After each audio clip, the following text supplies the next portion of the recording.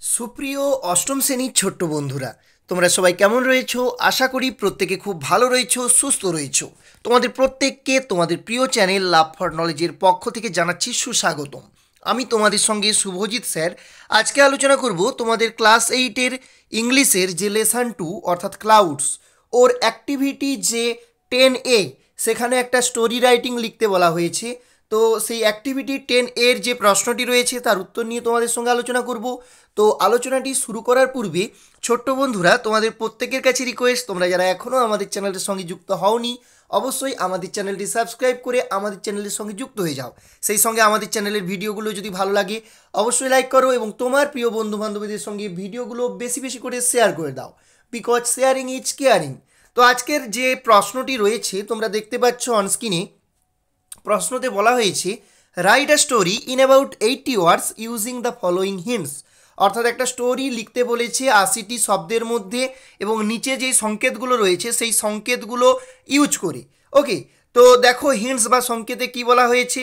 প্রথম সংকেতে বলা হয়েছে two friends passing through a forest. আমরা যখন স্টোরি রাইটিং লিখবো অবশ্যই আমাদেরকে হিন্টসগুলো খুব ভালো করে পড়ে নিতে হবে।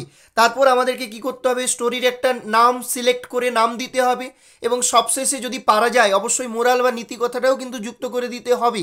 তাহলে সবার প্রথম আমাদের কাজ হবে স্টোরির যে হিন্টসগুলো আছে সেগুলোকে বারে বারে পড়া, ভালো করে সেগুলোকে আত্মস্থ করা এবং তারপর সেই হিন্টসের উপর ভিত্তি করে ওটাকে একটু বাড়ানো। ওকে, তো চলো আমরা সবার প্রথমে হিন্টসগুলো দেখে নিচ্ছি। এবং আরেকটা কথা মনে রাখবে যে স্টোরি সবসময় পাস্ট টেন্সে লেখা হবে। কোন টেন্সে লেখা হবে? পাস্ট টেন্সে। তো কি বলা হয়েছে দেখো, two friends passing through a forest, অর্থাৎ দুজন বন্ধু বনের মধ্য দিয়ে যাচ্ছিল। আ বিয়ার কেম, একটা ভালুক এলো। One friend climb the tree, একজন বন্ধু গাছে চড়ে পড়লো বা গাছে উঠে পড়লো।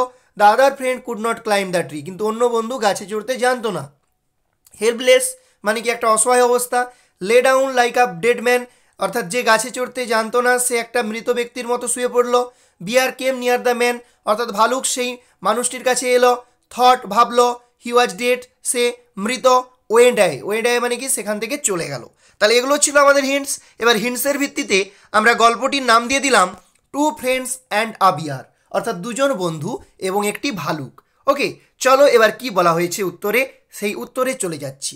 কি বলা হয়েছে দেখো, ওয়ান্স মানে এক সময়, টু ফ্রেন্ডস দুজন বন্ধু, were passing through a forest মানে কি জঙ্গলের মধ্য দিয়ে যাচ্ছিল। তাহলে কি বলছে, ওয়ান্স মানে হচ্ছে কোনো এক সময় বা এক সময়, টু ফ্রেন্ডস ওয়ার পাসিং দুজন বন্ধু যাচ্ছিল, থ্রু আ ফরেস্ট একটা বনের মধ্য দিয়ে। সাডেনলি হঠাৎ করে, আ বিয়ার কেম আপন দেয়ার ওয়ে, অর্থাৎ সাডেনলি মানে কি হঠাৎ করে, আ বিয়ার মানে একটা ভালুক, ঠিক আছে, কেম আপন দেয়ার ওয়ে মানে কি তাদের রাস্তায় আসে বা তাদের পথে চলে আসে। বিইং অ্যাফ্রেড মানে ভয় পেয়ে, ওয়ান অফ দেম তাদের মধ্যে একজন, অর্থাৎ যে দুজন বন্ধু ছিল তাদের মধ্যে একজন বন্ধু, climbed up a tree near by. Climbed up a tree near by মানে কি ক্লাইম্বড আপ মানে কি চড়েছিল, আর ট্রি মানে কি একটা গাছে, নিয়ার বাই মানে কি সামনের। তাহলে being afraid one of them climbed up a tree near by, অর্থাৎ ভয় পেয়ে তাদের মধ্যে একজন বন্ধু সামনের কোনো একটি নিকটবর্তী গাছে উঠে পড়েছিল। বাট কিন্তু the other who could not climb a tree, কিন্তু অন্যজন গাছে চড়তে পারতো না। Lay down like a dead man, সে কি করলো, একটা মৃত ব্যক্তির মতো শুয়ে পড়লো। তাহলে কি বলছে, বাট দ্য আদার কিন্তু অন্যজন, হু could not climb a tree যে গাছে চড়তে জানতো না, লে ডাউন মানে শুয়ে পড়লো, লাইক আ ডেড ম্যান একটা মৃত ব্যক্তির মতো। হি হ্যাড লার্ন দ্যাট, সে জানতো যে bears do not touch a dead body, অর্থাৎ ভালুক কখনো মৃত দেহকে কি করে না, স্পর্শ করে না। তাহলে হি হ্যাড লার্ন দ্যাট, সে জানতো যে bears do not touch a dead body, অর্থাৎ ভালুক কখনো মৃত বডিকে বা মৃত শরীরকে স্পর্শ করে না। The bear came near the man, অর্থাৎ ভাল্লুকটা এসেছিল নিয়ার দ্য ম্যান সেই মানুষটির সামনে। ইটস মেল্ড হিম, অর্থাৎ এটা তাকে শুকেছিল। তাহলে কোনটা তাকে শুকেছিল, ভালুকটা সেই যে মানুষটি মানে যে বন্ধু শুয়েছিল মাটিতে তাকে শুকেছিল। থট হিম ডেড, এবং তাকে মৃত ভেবেছিল। অ্যান্ড ওয়েন্ট অ্যাওয়ে মানে কি চলে গিয়েছিল। Then the other friend came down, তারপর অন্য বন্ধু নেমে এসেছিল। কোথা থেকে নেমে এসেছিল, গাছ থেকে নেমে এসেছিল। And asked what the bear had told him, এবং জিজ্ঞাসা করেছিল যে ভাল্লুকটা তার কানে কানে কি বলল বা ভাল্লুকটা তাকে কি বলল।